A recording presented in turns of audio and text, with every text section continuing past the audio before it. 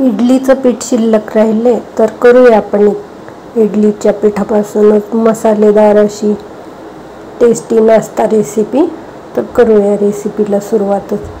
तर या पद्धतीने तुमच्याकडे जर इडलीचं पीठ शिल्लक राहिलं तर अशी ही टेस्टी नाश्ता रेसिपी तयार करता येईल। करूया आपण रेसिपीला सुरुवातच। सुरुवातीला गॅसवर पॅन ठेवलेला आहे। पॅनमध्ये 1 चमचा तेल घातलेले, जिरे, मोहरी आणि आलं आणि 2 मिरच्या बारीक कुटून घेतलेल्या आहेत, त्याही घालून घ्यायच्यात। 8 ते 10 कढीपत्त्याची पानं आणि हे 2 असे बटाटे उकडून घेतलेले, साल काढून घ्यायची आणि हे बटाटे पण आपण या फोडणीमध्ये घालून घेणार आहे। फक्त आलं आणि मिरचीचाच वापर या ठिकाणी केलेला आहे। हाताने कुस्करून हे बटाटे घालून घेतलेले, छान एकदा मिक्स करून घ्यायचे हे फोडणीमध्ये बटाटे। नंतर चवीनुसार मीठ, पाव चमचा हळद, पाव चमचा लाल तिखट, काश्मीरी लाल मिरची पावडर वापरलेली आहे। हिरवी मिरचीचा वापर केलेला असल्यामुळे या ठिकाणी फक्त कलरसाठीच मिरची पावडर वापरलेली। छान एकदा मिक्स करून घेतलेले आणि आता ताटामध्ये काढून थंड करायला ठेवायचे। तर हे स्टफिंग मिश्रण तयार झालेले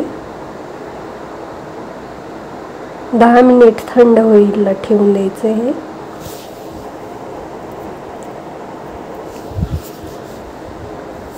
आता आपण हे इडलीचं मिश्रण आहे ते पाहूया। यामध्ये सोडा घातलेला आहे थोडासा आणि आता अर्धी वाटी भरून आपण यामध्ये रवा पण घालून घेणार आहे। छान रवा मिक्स करून घ्यायचा आहे या इडली बॅटरमध्ये, म्हणजे थोडासा घट्टसरपणा येण्यासाठी आपण रवा वापरलेला आहे। मीठ आणि 1 पिंच सोडा घालून घेतलेला आहे। आता हा ढोकळा आपण ग्लासमध्ये करून घेणार आहे, तर त्यासाठी ग्लासला तेल लावून घेतले आणि ह्या आपण स्टफिंग बनवलेलं आहे बटाट्याचे, त्याचे हे रोल करून घ्यायचे। 2 ग्लासमध्ये ढोकळा बनवणार आहे, तर त्यासाठी हे 2 रोल या पद्धतीने बनवून घेतलेले आहेत। आणि हे रोल बनवत असताना पण ह्या ग्लासच्या साईजचे नाही बनवायचे, थोडेसे लहान आकाराचे बनवायचे। आता आपण हे रोल साईडला ठेवून देऊया आणि ग्लासमध्ये आपण रवा मिक्स केलेलं हे इडलीचं बॅटर घालून घेऊया। सुरुवातीला 2 चमचे बॅटर घालून घेतलेले, म्हणजे अर्धा ग्लासला पण थोडंसं कमी घालून घ्यायचे। नंतर हा रोल आपण या ग्लासमध्ये ठेवून देणार आहे। तर तुम्ही पाहू शकता व्हिडिओमध्ये, तर या पद्धतीने पूर्ण तळापर्यंत आत दाबून हा रोल बसवून घ्यायचा आहे। आणि आता याच्यावर आपण हे राहिलेलं इडलीचं बॅटर परत एकदा घालून घ्यायचं।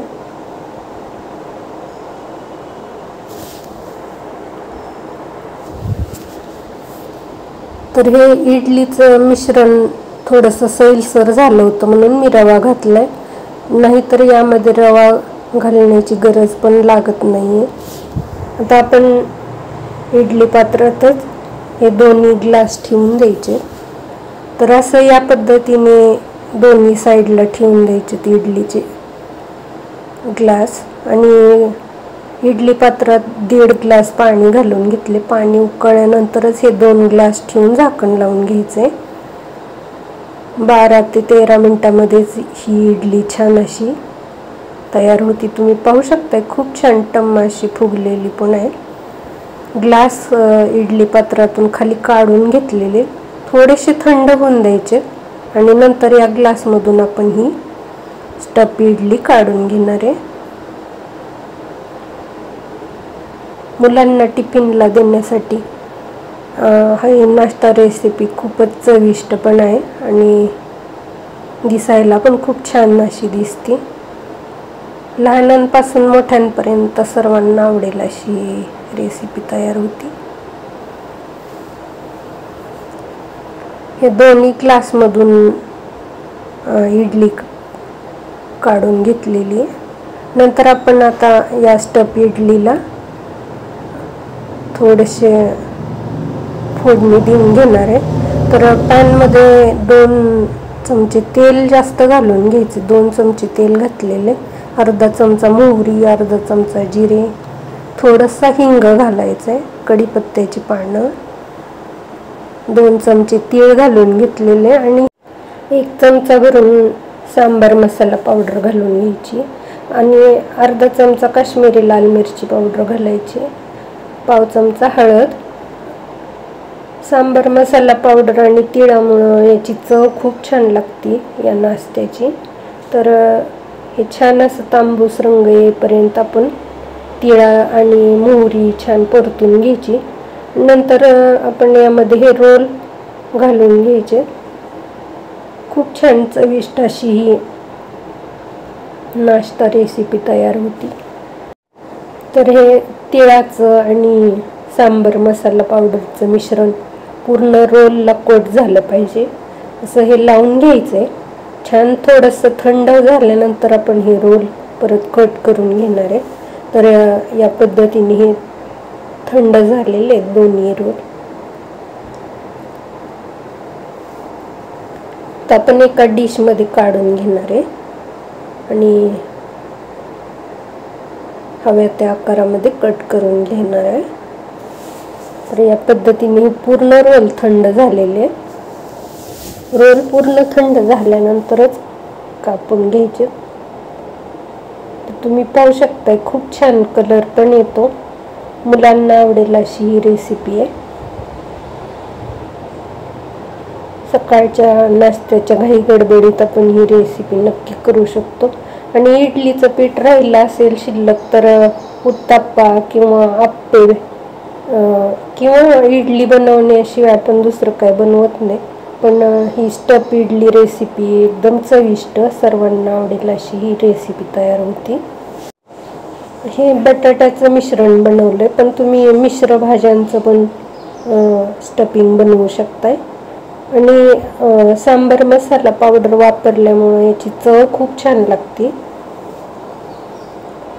तर या पद्धतीने ही स्टफ इडली कट करून झालेली आहे आणि ही सॉस सोबत जास्त करून छान लागते. कधी कधी काय होतं की आपल्याकडून इडलीचं पीठ जास्त भिजवलं जातं आणि पीठ शिल्लक राहतं. मग त्यापासून काय बनवायचं. तर ही अशी स्टफ इडली रेसिपी मुलांना टिफिनमध्ये देण्यासाठी पण चांगली आहे आणि लहानांपासून मोठ्यांपर्यंत सर्वांनाच खाता येईल अशी ही इडली रेसिपी. तुम्ही या पद्धतीने नक्की करून पहा आणि लाईक, शेअर, सबस्क्राईब करायला विसरू नका. 1000च्या वर व्ह्यूज येत आहेत पण 40 ते 50च लाईक्स भेटतात. तर मैत्रिणींनो लाईक्स करायला पण विसरू नका आणि ही रेसिपी नक्की करून पहा. थँक्यू.